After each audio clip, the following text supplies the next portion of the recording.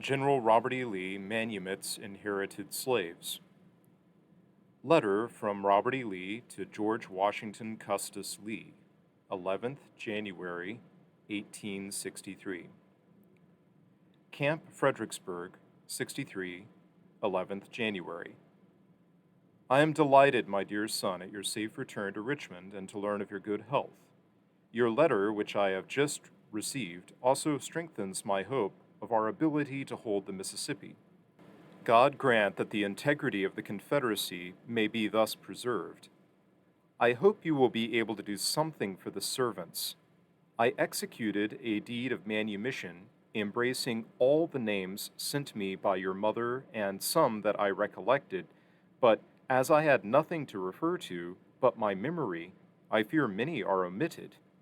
It was my desire to manumit all the people of your grandfather, whether present on the several estates or not. I believe your mother only sent me the names of those present at the White House and Romancoke. Those that have left with the enemy may not require their manumission. Still, some may be found hereafter in the state, and at any rate I wished to give a complete list and to liberate all, to show that your grandfather's wishes, so far as I was concerned, had been fulfilled. Do you not think that that is the best course? If you can get the complete list, you can either have the deed drawn up embracing the whole, or a supplementary deed embracing those who have been omitted, stating that they had been carried from the plantations by the enemy. Mr. Caskey says 6 men have been sent to Mr. Eco by Mr. Chase, Scott, vis-a-vis Obadiah, George, Wesley, Henry, Edward, and Oscar. The latter may be intended for Parks or Austin, but one of them is missing. Can you ascertain which and where he is? Harrison was hired to the agent or contractor on the Orange and Alexandria Railroad. Can you find out where he is? I shall pay wages to Perry and retain him till he and I can do better.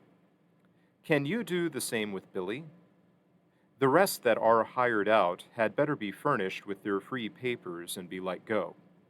But what can be done with those at the White House and Romancoke? Those at and about Arlington can take care of themselves, I hope, and I have no doubt that all are gone who desire to do so. At any rate, I can do nothing for them now. I am glad to receive the amount of sales of the coupons.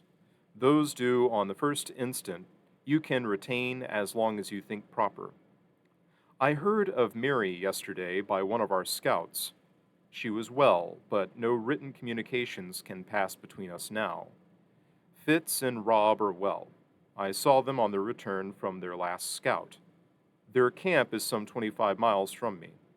I reviewed Fitz Lee's brigade yesterday, and though it was raining and they had marched 14 miles, they made a very fine appearance, and for their size presented the finest appearance of any cavalry I have ever seen.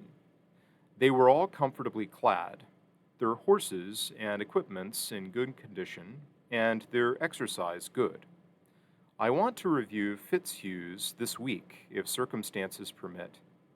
Your friends are all well and send regards. Baldwin, you know, is with me now. Remember me to all friends, and believe me truly and devotedly, your father, Robert E. Lee. Colonel George Washington Custis Lee. P.S. John A. Crockford, I think, hired Harrison. When I last heard of him, he was living near Orange Courthouse.